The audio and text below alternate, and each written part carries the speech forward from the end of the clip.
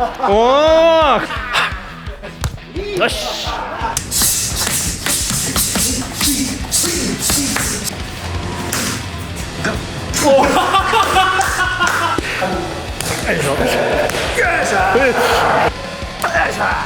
もうちょい。よし。わあ、硬い。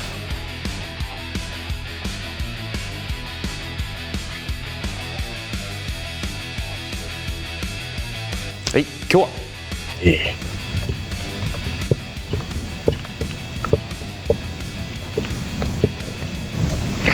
腹、手術で鍛える腹は一体どういうものなのか解説していきます。これが、殴られても効かないお腹に直結しているということが分かってきますので、その辺についても触れてみたいと思います。武道でもスポーツでも特定の鍛錬を重ねていると、そのね、競技とかジャンルに合った体型に変化していくということがよくあるんですけれども、手術のトレーニングというのも特有の体の変化っていうのが起きてくる。会員さんと話しててもね、手術のトレーニングを続けて、長く続けてくると体型が変わってきたっていうような声がよく聞かれます。特に多いのがですね、お腹が出てきた。いわゆる丹田腹みたいなね、お腹がポコッと膨れる体型になってきたっていう人がね、結構いるんですよね。武道やスポーツの鍛錬は特有の体型変化をもたらすことがあります。手術のトレーニングを続けると、多くの人がお腹が出てきた、丹田腹のようになったという体型の変化を経験します。この体の変化っていうのは、手術のトレーニングをやるとね、そうなってくるんですかってよく質問を受けることもあるんですけど、結構ディープにトレーニングを重ねていくと、そうなる可能性はとっても高いです。このお腹周りね、ここつまんで脂肪がものすごくあるわけでは決してないんですよね。本当につまんでもね、多分1センチぐらいしか脂肪はつまめないぐらいなんです。だから感触としてはカチカチ、硬いんですね。張ってる感じ。ビールっ腹でブニャブニャになってる感じではなくて、もう硬く張り出してるような感じになります。手術のトレーニングで出てくるお腹は脂肪ではなく、つまんでも 1,2 センチ程度の硬い張りがあります。ビールパラのような柔らかさとは異なり、カッチカチに硬く張り出したような状態になります。この体の変化がね、なんで起きるのかっていうのを体のね、メカニズムとして、じっくり解説していきたいと思います。胸骨にしときましょうか。で、背骨がこういう風にあって、この辺が仙骨かな、骨盤、こういう感じですかね。足があって、ここは胴体なんですけども、ここら辺が、これがみぞおちですね。このみぞおちのあたりからポコッとこういう感じで膨れてきます。でこれはね、普段リラックスしてるとこういう感じで、息を吐いた時には当然ここはね、薄く平らになっていくんですけども、この膨らんだ時と薄くなった時のこの落差がね、すごく大きいんですね。体の変化がなぜ起きるのか、そのメカニズムは息を吸い込んだりとかですね、基本的にリラックスした状態だとポコッと膨らみ、息を吐くと平らになる。この膨らみとへこみの落差が非常に大きいのが特徴になります。みぞおちのあたりから下っ腹の方に、上から下に順番にへこんでいくような感覚のへこみ方をします。よく言われる膝ご腹みたいな感じです。これはですね、結論言うと、まず呼吸のトレーニング、呼吸筋のトレーニングをめちゃめちゃ手術ではがっつりやっていきますので、呼吸筋がものすごく発達してくるんですね。その結果、この胴体をぐるっと囲っている筋肉たちがものすごく発達してくるので、この圧力がね、パンパンになってくるんです。で腹圧っていうのはどういう筋肉が作ってるかというと、ここが上にあるのが横隔膜ですね。これがギューッと下に押し下がってくることによってこの中のここの圧力を高めると。で上から横隔膜が下がってきて、それだけでは腹圧は高まりません。こう密閉された状態じゃないと圧力っていうのは高まらないので、この横隔膜が蓋だとすると下ですね、この底の部分、場所が変か、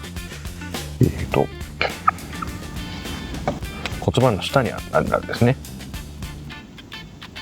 ちょっと大きさ適当ですけど、下にあるのが骨盤底筋という肛門の周りにある筋肉ですね。これは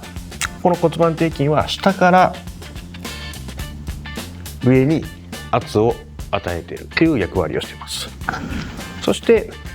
上と下があって、今度はこの周りですね、胴体の周り、これはこのコルセットのような感じで胴体を横に横をね囲っている筋肉、この辺をねぐるっと囲っている筋肉があって、コルセットと言われている筋肉ですね。この腹横筋は、両サイド横からぐーっと圧力をかけています。そして後ろですね、後ろ側はここが、背骨、脊椎なんですけど、脊椎にこう張って、こういう感じで、ね、脊椎の一つ一つをギュギュギュギュギュギュッとまとめてる、クッとこうグラグラしないように圧縮しているような筋肉、これが多裂筋という筋肉なんですけど、これで上下横後ろとぐるっと囲って、これが、お腹の腹圧というのを作っていて、これらの筋肉がクッと締まることによって体幹の安定性というのを高めているという仕組みになっています。お腹が張る原因は呼吸トレーニングによって発達した呼吸筋による高い腹圧によります。腹圧は上部の横隔膜、下部の骨盤底筋、あと側面の腹横筋、後方の多裂筋という4つの筋肉、これらを総称してインナーユニットと言いますけれども、これらによって生み出されます。実はこの前の方ですね、お腹の前の方は、腹直筋があるんですけど、腹横筋がこの辺まで来ているとして、少しここ前の方だけはですね、締め付けが少し緩い感じなんですね。なので中の圧力をぐっと高めることができるようになってきたとすると、その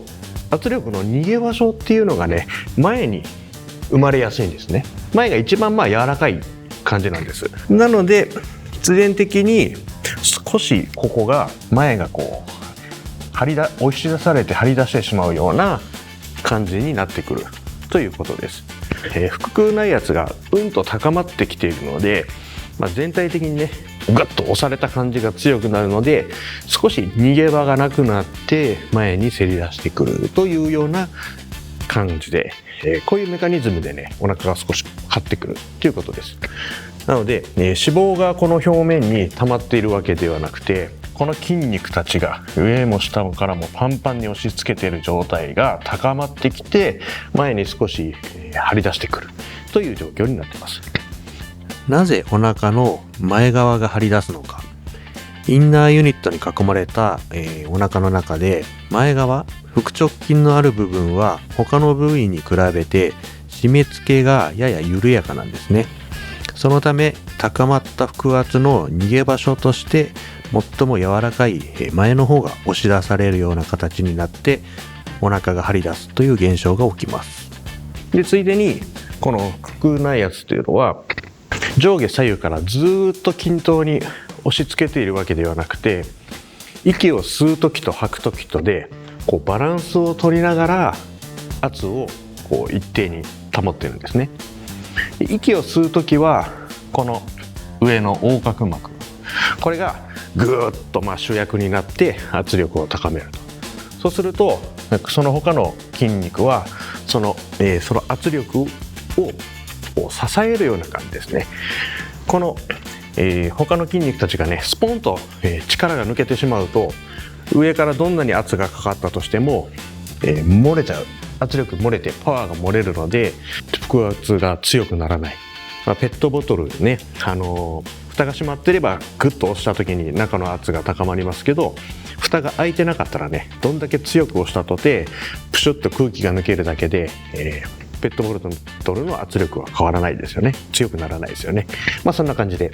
息を吸う時には横隔膜が主体となってグワッと降りてくる。でその他の筋肉がそれをグッとある程度の力で支えてる感じ。そして息を吐くときは今度は横隔膜は上に上がる。主役はこの、腹横筋、コルセットの筋肉とか骨盤底筋、これが、下から横からギューッとお腹を、絞り込む感じ。それによって圧力が高まるので、横隔膜はその圧力に押されて上にグッといくんですけど、この時もスポンと蓋が抜けてしまうと腹圧スポーンと抜けてしまうので、ある程度の圧を保ったままぐーっと上に押されるという感じ。バランスをずーっととって息を吸う時も吐く時もここの圧力がスカスカにならないように協力して働いているということなんですね。それによって、自分たちは、この胴体がしっかりと強さを持って保てているということなんですね。終鉄で腹が張るのは脂肪ではなく、この呼吸筋インナーユニットが発達して腹圧がものすごく高まった結果、その圧力の逃げ場として、お腹の前あたりが押し出されるためです。これは鍛錬による結果であるとも言えます。インナーユニットは息を吸う時には横隔膜が主役になって、吐く時には腹横筋とか骨盤底筋が主役になります。でそれぞれ役割を変えながら常にバランスをとり腹圧を保ち続けています。この連動によって胴体の強さが維持されます。で終鉄ではここを徹底的に鍛えますので、息の吸い方吐き方、稽古会でもねもう徹底的に、厳しく、指導をする、とても重要な部分なんですけども、それによってここをめちゃくちゃ鍛えるので、その副産物として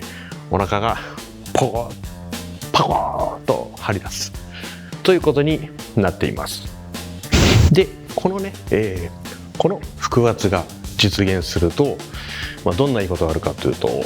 もちろんパワーも出ますし、あとねこのパンチ、打撃に対してものすごいこう耐性ができてくる。そうそうね強く、胴体当たっても、腹もそうですし、みぞおちもそうですね。みぞおちとか当たってもかなりの衝撃に耐えることができるようになってきます。僕のねお腹の打たれ強さっていうのはこの筋肉たちの活躍によって、生まれています。腹圧が高まるとパワーの向上はもちろん、パンチなどの打撃に対する驚異的な耐性が生まれます。腹やみぞおちへの強い衝撃にも耐えられるようになり、これが終鉄における打たれ強さの根源になります。でついでに呼吸の時に大活躍している筋肉、これを総称してインナーユニットっていうんですけども、このインナーユニットを鍛えていくっていうのがもう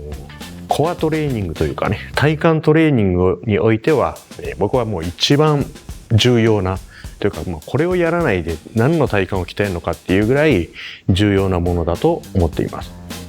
よくねあるコアトレーニングっていうのはこのインナーユニットじゃなくてね、もうちょっと外側の筋肉に刺激がいっちゃうことがほとんどなんですね。一番この表面にある、腹直筋ですね。あとは背中の表面にある、脊柱起立筋とか、外側にある筋肉を鍛えるトレーニングが、ほとんどになってしまっていると。これはねどうしてかというと、強い力をね出そうとするとこの表の筋肉がどうしてもこう動いちゃうんですね。意識して収縮させやすい筋肉でもあるので、どうしてもねこのアウターマッスルが稼働してしまうと。でインナーマッスルっていうのは、インナーマッスルを鍛えようとするとなかなか自分の意識でコントロールしたりとかね、強めるっていうのが難しい筋肉なので、インナーマッスルを鍛えようとすると、とにかくアウターマッスルが関与することをなるべく除外しないといけないですね。なるべく邪魔が入らないようにしてインナー、マッスルっていうのは鍛えていかないといけないという、こういうもう鉄則があるので、それをね、しっかりやらないとこの、インナー内側の筋肉っていうのは鍛えられません。で、この体幹の内側の筋肉、インナーマッスルたちはさっき言ったように別名ね、インナーユニットって言いますけども、この筋肉は体幹を安定させて腹圧を保ってという役割だけではなくてですね、もう一つめちゃくちゃ重要な役割があって、それは呼吸をすることですね。呼吸っていうのは肺がね、自分で膨らんだりしぼんだりするわけじゃなくて、この横隔膜の上下によってこの中の胸の中の圧力がね増えたり減ったりして、肺がね膨らんだりへこんだり誘導させられているというかね、そういう感じなんですね。その、肺の動きを生み出しているのはこの横隔膜の動き。横隔膜の動きはこのインナーユニットの他の筋肉と連動しているので、要はこの筋肉たちは、内側の筋肉たちは呼吸を生み出している筋肉ということになるんですね。なんでこのインナーユニットの筋肉、さっき言った筋肉ね、横隔膜、腹横筋、多裂筋、骨盤底筋、この辺は体幹の安定と呼吸っていう、もうこの2つの二刀流なんですね。超重要な筋肉。インナーユニットは体幹の安定と呼吸を担う非常に重要な筋肉群です。しかし意識的に動かすことが意外に難しく、一般的なコアトレーニングでは外側のアウターマッスルが使われがちです。インナーユニットを使えるにはアウターマッスルの関与を極力排除する必要があります。パーンと太い胴体を身につけたい人はぜひ終鉄に来て一緒にトレーニングしてもらうと、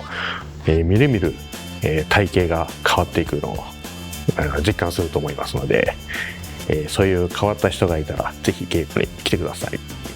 以上です。ありがとうございました。